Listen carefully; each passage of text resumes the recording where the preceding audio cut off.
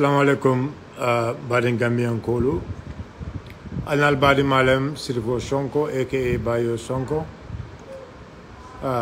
Musina bifana nali kacha kula kul milalan ko wala be caring. Kabrin sabu kunun laftakana manna so but bi musina dorong anabe kala monto minute lulati ningambe di mole kacha. President Barrow e diamu menke at the UN Ningambian Kulsa Kacha, Ningambia Lonal Sakwaning Kacha. UN, what is the purpose of UN? Minatina Bankul Kaben UN. Anunto le president wa atataminala UN. Bomukuler me alonko al konin diamo kuma da bake programmian kolu nsatala nyo tema. President Barrow e fana nyanda kala moleti me alonko Kaito kana son drone ya fo be kaito safele drone ya dila. But you should have your input because banko kata nyama ya londe. So you need to have your input. If ananyanda ka fentale ya bulela diamo kono diame alonko is not from the technicians. Now that I speak right so la kasafe drone ya dila ya kana that is not good for you. If ananyanda ka fentano ya input into your speech. Look at President Joe Biden, American president. I diamo ke fire bang among Kaito GB. Joe Biden diamo ke fire bang among Kaito GB. No, because I American problem alone. Because I American citizen so la concern learn. Because your main discourse in their cabinet I cram I understand it very well. He's a man, he's a person, may along he understand issues. President Barrow, every speech, you are there to fighting for China, fighting for Taiwan, fighting for other countries. When your country, the Gambia, is suffering. Although, yes, it is about poverty. That's quite true. Poverty, we can back. So, poverty, we really applaud that. Yes, we really applaud about poverty. Everybody applauded. But the other issues, there are issues along other countries. Because if you listen to the speech of the president of Niger, Alabankola territorial integrity, it was I attended how Libya is disturbing Niger. I attended the war in Libya, how it is affecting the war in Libya, how it is affecting Niger. So we expect the president also, regardless of his friendship with Macky Sall, and we expect the president also to come out and explain to the people, explain to the world, the war in Casamas, how it is affecting the economy of this country. The war in Casamas, how it is affecting the people who live in the border countries. In Casamas. So we expect the president from Aina, Afamole, Kelome Yalonko will be caring. Casamas. President Barrow Fanena Ayao for Mole, because this is very important. Casamas Keloni. For Gambian Kolia Kalamuta, for President Barrow, a UN, a international community engage. Katani Loko, Kelome Yalonko will be caring. Casamas, Ayontola Mole Fanam Batandi Bakele. So we are calling on the world to engage those people. For the people living in Fonyi, they can also, they can stay in their places peacefully. They can stay in their places peacefully. We expect the president prior from Kodiam. The security threat may alonko is feeling go all about Kanjang. Ecomok may alonko will stay in Jang. Why did the president don't speak about Ecomok? He should speak about them. They are doing their work fine. It should report back to UN. Because I know it's approved by the UN and the UN, AU and others. President Barrow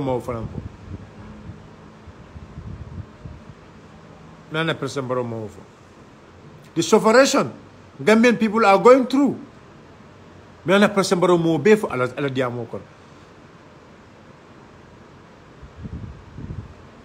Minar na mo be fa diamo kono So it's very important. President Barrow, ekal banku dingul la ko me alonko ekamoy mol la Facebook ol to dulalto. Yefinti near UN, the places like UN, you inform the world about the suffering your people are going through.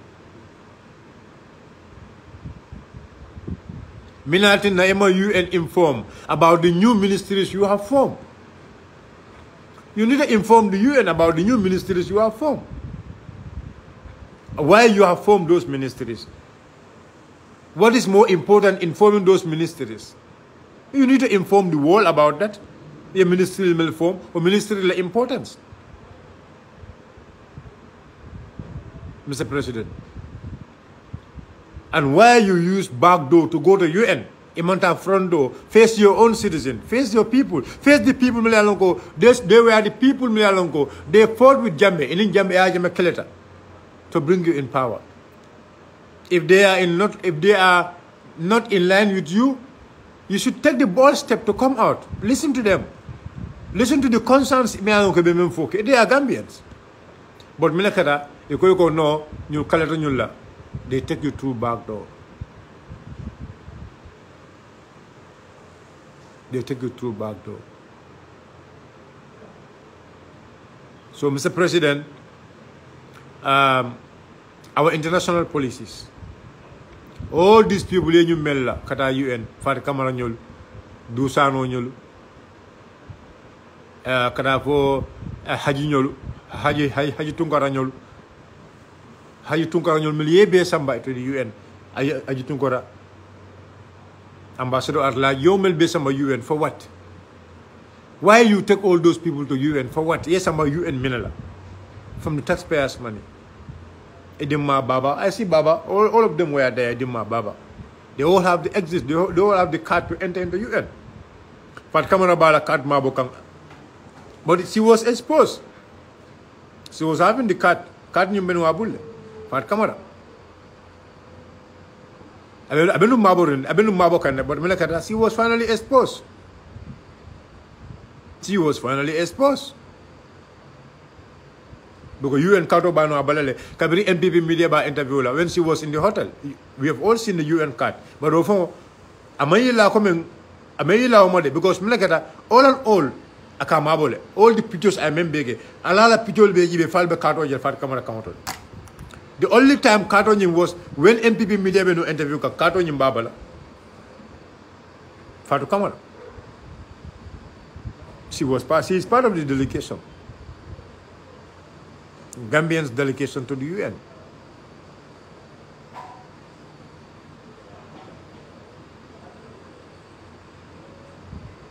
Mr. President, when you were delivering your speech, the assembly hall was empty. So, Mr. President, you need to look into yourself. Why world leaders were not there to listen to you? Because they know your capability. They know you are coming to give the same speeches. They know that you are only coming there to fight with China. Because you only need money from those people. Because you know the people of China, what they do. The country like Gambia, we should also get out of that. Mr. President, Gambia foreign policy. When you came to power, il foreign minister, Mamadou Tankara. I mean someone in Gambia. Il foreign minister Mamadou Tankara. Yes, it's our brother. But we have seen countries like Mauritania, countries like Mali. They go to other countries, they engage them. Kafoyoko, we want you people to, appoint our people. Alena Molta Dokola. Foreign job. Because your government doesn't have the capacity to employ all the people graduating. So you engage foreign companies, you engage foreign countries. Ila foreign ministry nyanta. That's what they call win-win foreign policy. The ambassadors, the consulars, Melialonko will be into our foreign countries. They should able to engage foreign those countries. Can engage. There are a lot of Gambian youths in this country who are not working. Even if you have agreement with some other country like Dubai, Mauritania, neither Dubai la police, Dubai police solo. They are Mauritanians. The government of Mauritania have a bilateral relationship between Dubai and Mauritania. Mauritania olta ke appoints Mauritanian olu ke appoint has policemen. Our Arabic students, we have a lot of students in this country. They have memorized the Holy Quran. They have memorized the Holy Quran. Na foreign policy, na banyama places like Dubai, because na dino nilo taje ye Qur'ano karam. Ye Qur'ano karam. Ikalo no ko yes, these people look at Qur'ano for anyama. They can appoint them as imams in Dubai, imams in Qatar, in Saudi Arabia, because they are educated. They are educated. There are a lot of job opportunities in Asia. So, it'll foreign minister, yet still the man cannot provide this thing for the youths of this country. Because you know that your government doesn't have the capacity to provide job for all these people. No. Iman capacity so. But if now creating job opportunity in foreign countries, for example, even in Canada, they go to other countries and take people. Why still Gambia government cannot have an agreement with the government of Canada to recruit people here, people with professions, people who graduated from GTTI? How much that is going to create, even the number of people they will go to GTTI to learn skills. Because if GTTI can even charge people a lot of money. Just take example of this cruise ship. The cruise ship, do you know, within 2 weeks, I don't know, 2-3 weeks, it can work a GTTI. 2-3 weeks, it can work a GTTI. And they pay GTTI nothing less than $6,000. Look at the revenue generation there. The revenue generation there, so we expect your country to engage. People will not go the back way. And that will give people the zeal to learn. To learn skills. And the moment people learn about skill, you know, those countries like Japan, South Korea, and others, because people don't just want to take people without no experience. So, you train people on the ground here. You have memorandum of understanding with some of those countries. They will come here in a level of skill. But the syllabus will be that through their level of skills in their places. So, you have bilateral relationship with them. Let's say every year we want the government of Canada to take nothing less than 100 people from the Gambia. Places like Hong Kong, places like, Hong Kong, places like India and others. You know, there are other countries, they have this relationship with Canada. Not only Canada. Not only Canada, there are a lot of places. Provide skills for your people. Abajela kono GTTI be move lale.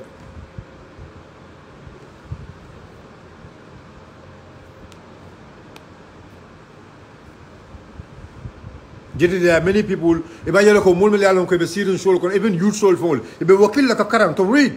So that because you cannot learn skills in GTI if you cannot read and write. So that will give zeal,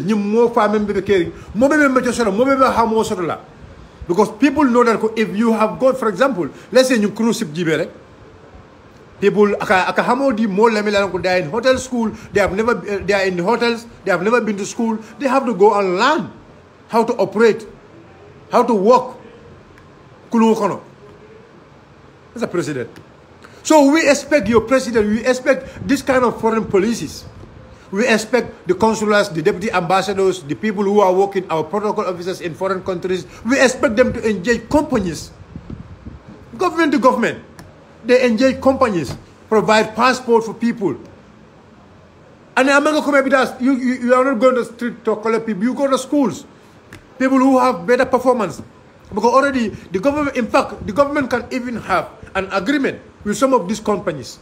For example, if we will give you skilled workers, the skilled workers will deal from our country, and these skilled workers, you will pay them, for example, you pay them $1,500 or you pay them $1,000, but every $1,000, Gambia government is going to have $200 to rise up economy. $200. So by every skilled worker will be paid $800. $800 today in the Gambia, nothing less than $50,000.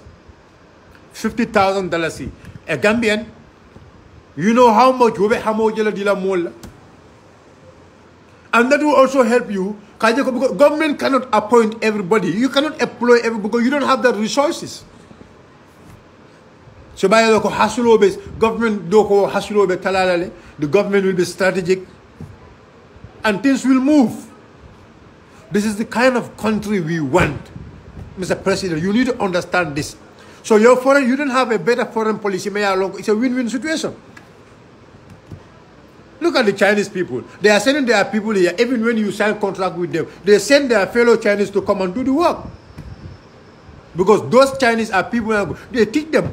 And they tell them, we will make sure we lobby a contract or we lobby a deal in other countries. And we will send you people there to go and then implement your skills.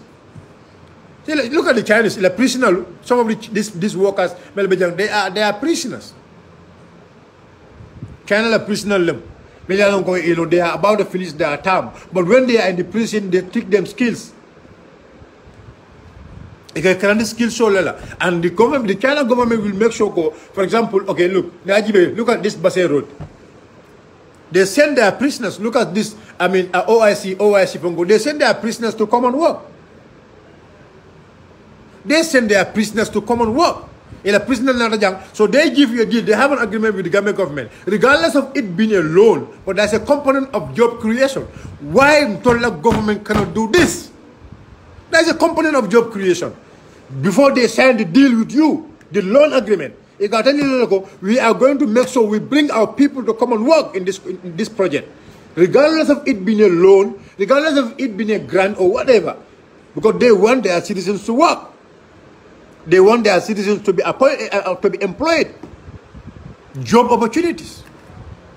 So this is the kind of government we want. This is the kind of government we are crying for. This is the kind of government we're crying for, Mr. President. Mr. President, we don't hate you. Don't make Kong. We just want this country to move on. We did it with other people in other countries. When you go to other countries, you engage people in some of those countries, or when you talk to some of these people in other countries. Yes.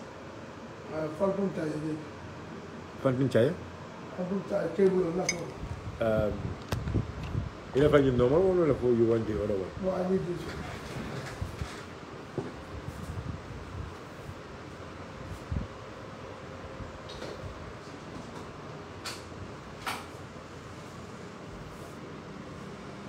Huh? What 75? Huh? Thank you. About this left. No, it's hot here. Not this. No more legit. You can't say house. What is? What is around the Saturday? I don't know. I don't know that is you. Let me get a person.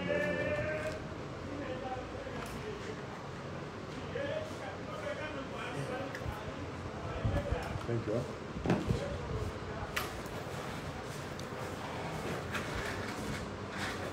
So my people, Nina problem with Barrow's government. They are not ready to create job opportunities for the Gambians. A mantara parading job opportunity create Gambian Kole. And then look, Gambians, there are a lot of Gambians with good skills, Gambia government in dunia banko lunka wala foye. In banko jumala na agreement no soto. For example, let me not talk about the past government.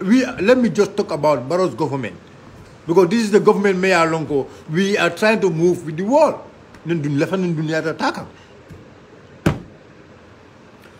Yes. Dubai, not Dubai Kakele. They come to Murtani here. ye skill worker solta, ye samba, ye appoint. So I mean, they recruit people. Even look at Rwanda. Rwanda, they have a military school where, I mean, they will send people for only peacekeeping. For only peacekeeping. These people are there. They make sure, and even material sold. Gambia government is doing that now recently. Peacekeeping. But they are not training people purposely to send them for peacekeepings. But in Namasungul, they are renting that with UN. In the UN, current UN to create revenue for the Gambian government. Recently they start that. I have seen that, and then really, I will really upload them on that. UN, you know, peacekeeping and they win with. So it's like they rent those things to the government. They rent those things with the government. So to the government. So President Barrow engage your foreign minister. Let them try to engage other countries. Because I remember when President Barrow came into power, there was a time ago they are going to send people to Saudi Arabia. And look, this is not a, government to government need to be a very authentic agreement. I'm not a blank agreement. So let's say government, we will go to Saudi Arabia, for example, they sit with the Saudi government. There are a lot of jobs. And the criteria of job, you inform them. I mean, you inform these people. Don't know. You inform people exactly the kind of job they are going to do. And because your embassies are there, and your embassies have to be regularly checking these people, they are not enslaving them. You embassies member, Qatar and others. This is why agents are doing it, because agents are doing it in a way it's not good. Agents all better. So this is why we have agents. And those agents, they only put their personal interest ahead, but now a government to government. It's a government to government. You have agreement with government to government. And in fact, some of these people, you can even have an agreement with them. They pay the government directly, and the government pay those citizens back home here. I mean, foreign policy morality, diplomacy morality. This is all about, this is what we call diplomacy. Win-win situation. The vice president will be but are you people ready for that kind of solution? Unemployment rate in the country will be dropped. And the economy of the country will rise up because the number of people they are working in foreign countries, and the foreign exchange will be stable. I mean, families will be relieved.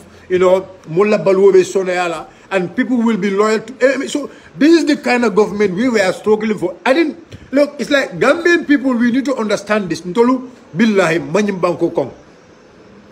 are not just talking because we want to be in positions. No. We are only talking because we want our government, we want our country to be like other countries. This is why we are talking. Mantraka diamu because of diamu. No. Laftale na banko, aike come banko dol benyami. To develop this country, the Gambia, wallah, is very easy if we are ready. To develop this country is very easy if we are ready. If we are ready, kanyim banko doku amanke fenti. Asunada back. Banko diuko Gambia. If Senegal can able to develop Dakar with that kind of density population, with that kind of overpopulated nation and people, why not Gambia? Why can't we develop this country? Why our infrastructure is not moving as expected? Why? Why suffocation in this country?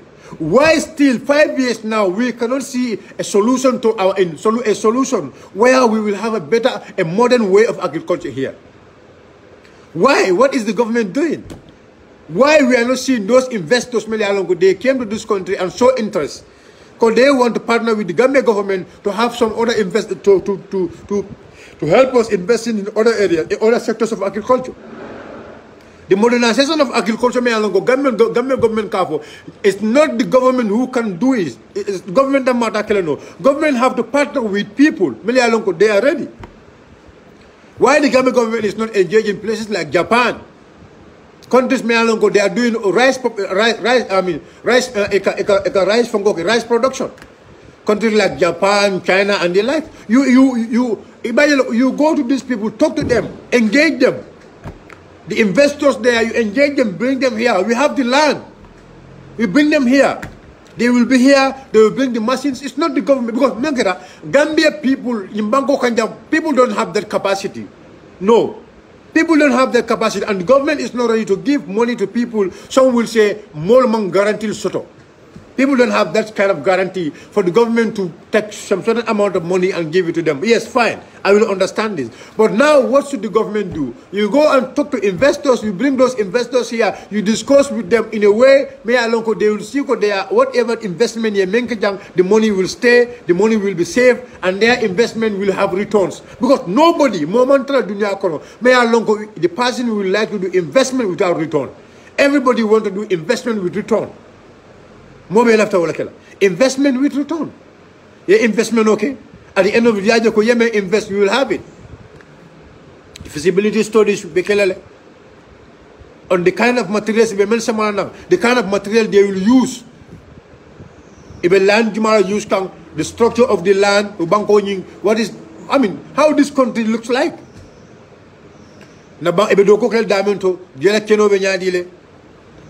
The quality of banko membeje, what kind of it's a mina grown oje. Gambian people are consuming those things. Let's say for example, Computero. Al-Karabi was doing it here. And then the price will reduce. Because there is no expenses of there will be no importation. There will be no importation. The government will put policy. Yes. For example, an investor can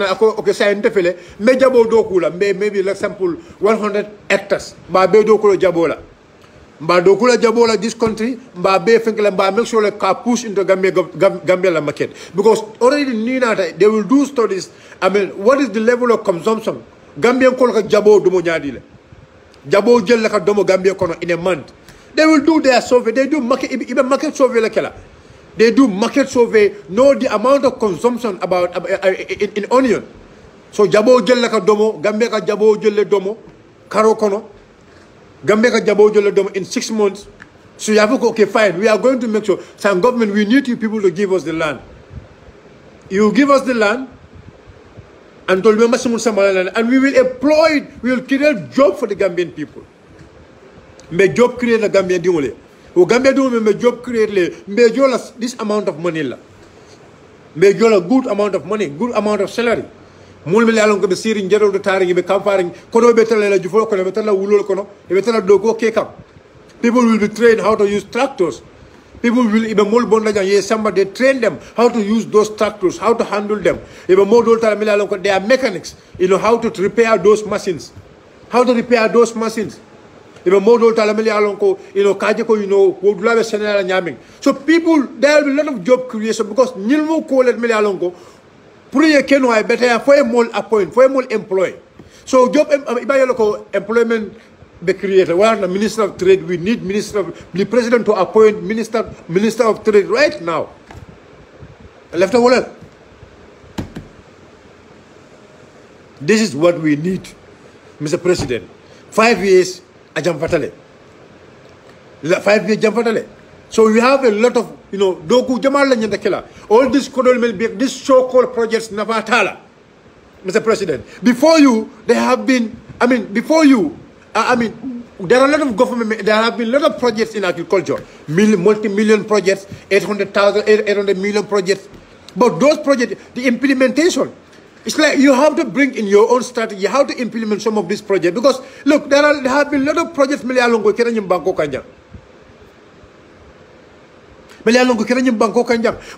one solution is a project in time out. Project time out, the project is time out. We are starting a new project, and this new project. What is the impact? Mr. President.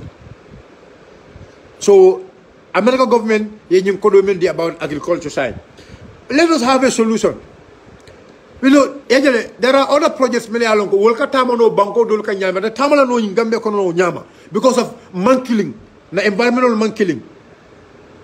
The kind of people in the Gambia and the kind of people in those countries, a man killing. Some of the projects from Nibe designer, the pay scales. Some of the people that work the pay scale from you, government can pay scale eka. My people, we have to be ready. We have to be ready. Corruption no membe kir ni ko etala project o samanang ye project manager jo ko di kendo la ya fata mon lokodoma. Ye procurement officer jo ko di kendo la ya fata mon lokodoma. Every component need to be clear, every component need to be exposed. Look, project o manyana kana the people Melialongo will be involved in the project, like the communities engaged in the project, imam project long. They don't know the cost implication in the project. Every project Melialongo Bangambia Bakela, Ibakela Diamond, the people who are working there, the laymen working in those projects, inform them the amount of money Melialongo involved in that project. Inform them. If that will give them the zeal, that will give them the courage. Kajago you project on you kodi karna bi, you kodi karna bi, you kodi karna bi.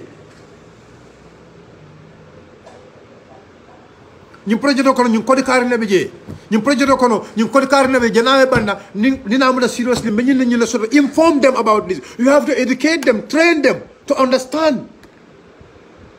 That will, that will give them the zeal, that will give them the courage. Ka projet ñu mu ka make sure projet ñu ay fulfill. But projet na project manager ibajo kan kodinola. Let's say when you are doing the project planning or when you are doing the project writing, and the project running sapeka water meng. For example, the managing director is going to be paid $40,000. Project na your managing director you $30,000 or you $20,000. What do you expect from that managing director? Abe kodo sunyala. The procurement officer need to be paid $25,000. I project na you go major $20,000. No way, I be job in. But where is he going to steal the money? I be kono sunyala mundo. Gambia wallahi to ngafale ko kataka nying PhD lu, master degree or whatever. Look, believe me, lil left nyim banko do kula. I respect those people with PhD. I respect those people with masters. I respect those people with bachelors. But look, we have to make sure the reality at hand. Me wala fal banko dungule. Anyway, guys, Allah baraka bake. Yes, this is the few words. Nemen soro drong left nakavo Gambian calling because sometimes it's completely stressful. So, Allah baraka bake and thanks for your time. Mon million ko le program osia. Thanks for sharing the program. Actually, the intention of the movement like better government left over like Gambia kendo left over la. We always come and talk. Gana wada kadiamale. Amanke diamole diati. So Allah baraka bagal. I'm okay. Bela mole me. No, maybe from Gola, maybe I'm live later. Maybe after me call. Yeah. Yeah, guy go back to from Punna Milanyo, but I will see. Child. Oh. Okay, no problem. So guys, Allah baraka bake. Thanks for your time. Please share the audio. Share the video. Comme banko do kolando nyo hakli blando. Nyo hakli blando. Thank you very much. Allah baraka. Saluto.